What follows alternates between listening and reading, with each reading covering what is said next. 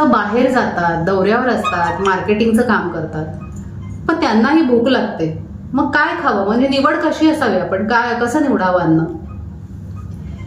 3 महत्वाच्या गोष्टी असायला पाहिजेत.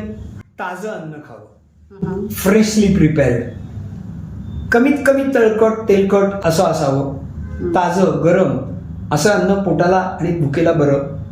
शक्य झालं तर वेगवेगळ्या 4 ठावीचं पदार्थ ज्याला म्हणतात, म्हणजे ज्याच्यात कार्बोहायड्रेट्स पण मिळतील, थोडं फॅट किंवा प्रोटीन्स. नाईलाजच आहे, बाहेरच जर खायचं आहे.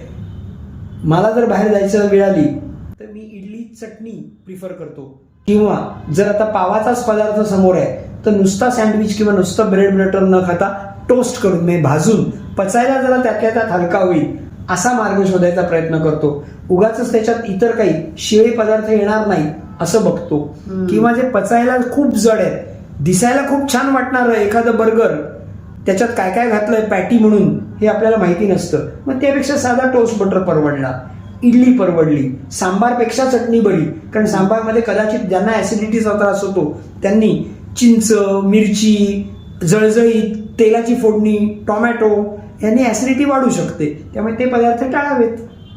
नक्कीच, आम्हाला नक्कीच याचा फायदा होईल. थँक्यू.